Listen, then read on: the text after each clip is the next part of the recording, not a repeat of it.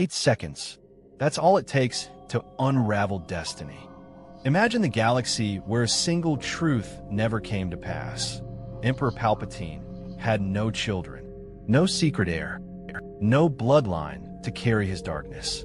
Only silence where a legacy should have been. The tone shifts, grand and prophetic, like the opening lines of an ancient myth. In this forbidden timeline, the echoes of the Sith stretch not through flesh and blood, but through memory and fear.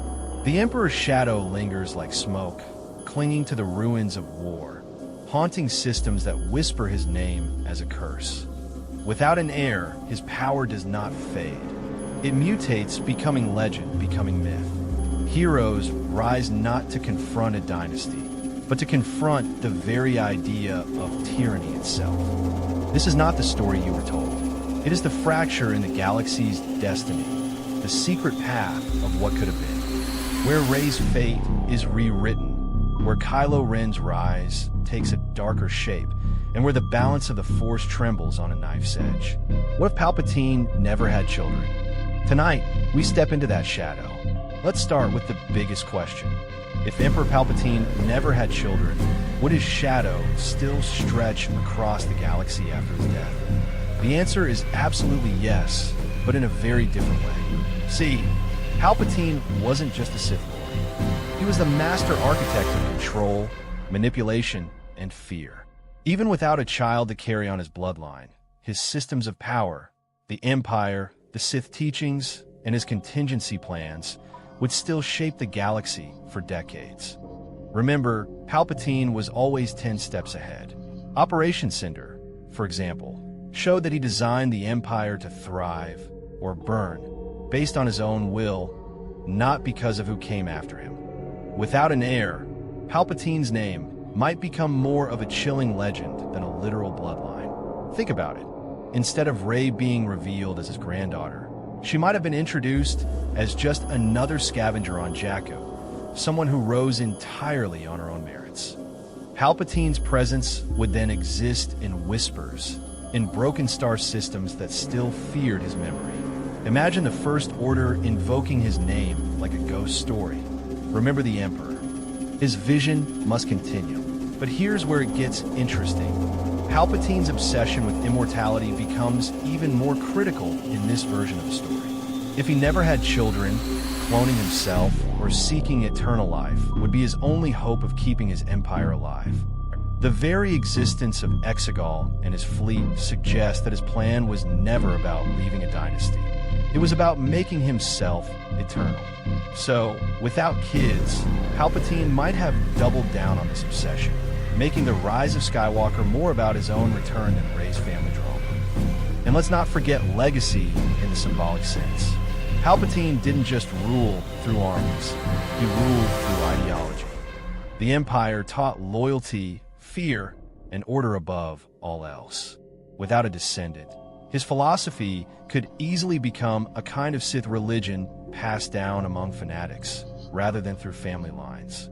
That changes the flavor of the Star Wars sequel trilogy completely. Instead of Rey wrestling with her bloodline, the new generation of heroes would be wrestling with the lingering idea of Palpatine. How do you destroy the ghost of tyranny when it lives inside people's hearts and institutions? This version of history makes Palpatine even scarier. He's not just some villain who happened to have a granddaughter who redeemed his legacy by rejecting it. He becomes a symbol of evil that refuses to die, even without heirs. It forces the galaxy to deal with him in a way that doesn't rely on family trees, but on actual choices and ideologies. Rey's journey is one of the most debated arcs in all of Star Wars. Some fans love the reveal that she's a Palpatine, others feel it cheapened her story. But what if that reveal never existed? What if Rey wasn't tied by blood to the Emperor at all? Her path, and the sequel trilogy as a whole, would feel drastically different. First, Rey would truly embody the spirit of the everyman hero. In the original trilogy, Luke Skywalker carried the weight of legacy. He was Anakin's son, destined to either restore or destroy balance. Rey, without Palpatine as her grandfather, could have been the ultimate counterpoint. Instead of destiny being written in her blood, her destiny would be forged in her choices. That's powerful storytelling, because it proves that greatness doesn't have to come from lineage. It can come from anyone, anywhere, even a scavenger surviving on scraps in Jakka's deserts. Imagine how much more impactful The Force Awakens and The Last Jedi become under this lens. When Kylo Ren tells Rey that her parents were nobodies who sold her off for drinking money, that wouldn't be a half-truth. It would be the full story. Her strength, her compassion, her connection to the Force. It would all be hers alone, not inherited from Sith royalty. The audience would see her rise as the truest example of Star Wars' central theme. Hope can come from anywhere. But here's the twist. Without the Palpatine reveal, the dynamic between Rey and Kylo changes drastically. Their bond in the sequels often played on the fact that Rey had darkness in her heritage, while Kylo had light in his. Without that mirrored lineage, their relationship becomes less about balancing bloodlines and more about the choices they each make. Kylo would still be tempted by the light, Rey by the dark, but those temptations would come from within, not from family destiny. Their rivalry and eventual connection becomes a story of free will rather than fate. And consider this. Rey's ultimate triumph over Palpatine in The Rise of Skywalker would have been even more meaningful if she had no connection to him. Defeating the galaxy's most powerful Sith as someone with no blood ties, just determination, love, and hope, would prove once and for all that your past doesn't define your future. Imagine the emotional punch of her saying, "I'm all the Jedi," not because she's rejecting her grandfather's darkness, but because she's showing that anyone can rise to become the hero the galaxy needs. At the end of the day, Rey's destiny without Palpatine's bloodline would make her story feel more universal. Instead of being about escaping family shadows, it would be about proving that family doesn't matter at all. You are who you choose to be. And that, in many ways, would echo George Lucas' original vision more strongly than what we got. One of the great mysteries of Star Wars has always been the idea of balance. What does it actually mean for the Force to be balanced? Some argue it's the triumph of the light over the dark. Others believe it's about the eternal push and pull between the two sides. But what happens to this concept if Palpatine never has children, no Rey, no bloodline connection tying him directly to the next generation? Here's where things get really interesting.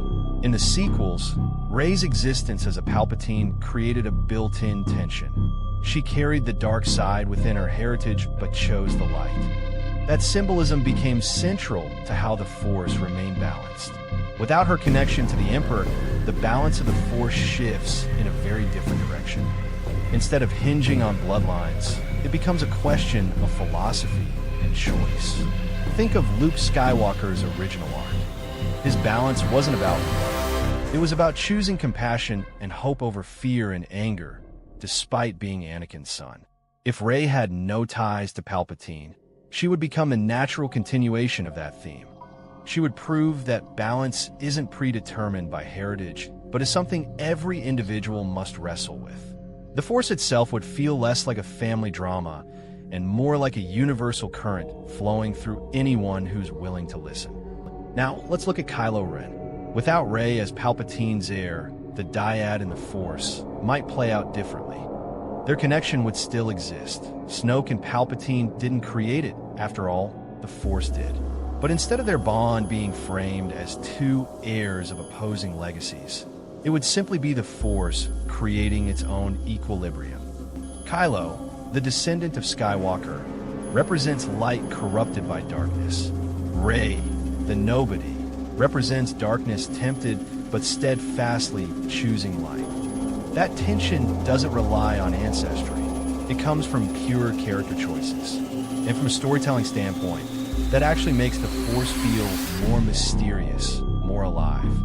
The balance isn't about keeping score between family trees. It's about how the Force itself seeks harmony, regardless of lineage. By removing the Palpatine bloodline, the sequels could have leaned into this idea even more heavily. That the Force will always find its champions, light and dark, from unexpected places. Here's a thought experiment. What if Rey had remained a nobody, but the Force chose her precisely because she had no ties, no baggage, no dynasty, no destiny imposed by others? That would have suggested that the balance of the Force is maintained not by royal bloodlines, but by ordinary beings rising to extraordinary challenges. It would mean that the galaxy's future rests not in a few chosen families, but in everyone. So without a Palpatine descendant, balance becomes far less about inherited destiny and far more about universal choice. And in some ways, that might make the Force and the story itself feel even more powerful. Kylo Ren's arc is one of tragedy, rage, and temptation. He's a Skywalker by blood, a Solo by name, and a Sith at heart. But what if Rey was never revealed to be Palpatine's granddaughter? What if she wasn't his mirror at all? How would Kylo's rise look without Rey acting as his destined counterpart? To answer this, we have to think about what Kylo really wanted. At his core, Ben Solo was torn between two identities: the light he inherited from his family and the darkness promised by Snoke and Palpatine. In the sequels, Rey complicated his journey because she represented a reflection of himself. She was from the dark but leaned to the light, while he was from the light but pulled to the dark. That tension made their bond essential. Now imagine stripping that dynamic away. Without Rey tied to Palpatine, Kylo's rise becomes less of a duel between two legacies and more of a solo descent. He would no longer be a half of the Force dyad in a symbolic sense. He would be the central figure of imbalance. That means the stakes would shift. Instead of the story being about Kylo versus Rey, it would be about the galaxy struggling to stop Kylo himself as the ultimate embodiment of inherited power gone wrong. This alternate arc could have made Kylo even scarier. With no equal and opposite Rey to challenge him directly, his power would appear unchecked. Imagine The Last Jedi playing out with Rey still trying to reach him, but not because of a mystical bond, because of sheer belief that he could still be saved. Her compassion would be rooted not in some dyad destiny, but in her choice to see the good in him, echoing Luke's choice with Vader. The emotional stakes would still be there, but they'd feel more grounded in personal choice than cosmic design. And here's the kicker. Without Rey as a counterpart, Kylo's fall could have highlighted one of Star Wars' most enduring lessons. Unchecked legacy breeds corruption. Ben Solo, grandson of Anakin Skywalker, becomes the ultimate warning sign of what happens when you cling to the past instead of forging your own path. His downfall wouldn't require a Palpatine to balance him. It would stand as its own story of tragedy, showing that even heroes' children can fall if they don't choose the light for themselves. Of course, the question then becomes, how would Kylo be redeemed? Without Rey's bloodline connection, his redemption arc might feel even more personal. Instead of being driven by the dyad or their mirrored destinies, his return to the light could hinge entirely on his own choice, or on the memory of his parents, Han and Leia. That kind of redemption would put the weight squarely on family love and forgiveness, rather than destiny. So, in a galaxy without Rey as his counterpart, Kylo Ren would rise higher, fall harder, and his redemption would cut even deeper. He wouldn't just be half of a cosmic equation. He'd be a cautionary tale about legacy, choice, and the danger of clinging to the past. Now, let's bring it all together. If Palpatine never had children, the Star Wars sequel trilogy and the galaxy itself would look completely different. At its heart, this alternate version of the story becomes less about who you're born from and more about what you choose to stand for. Think about the message this sends.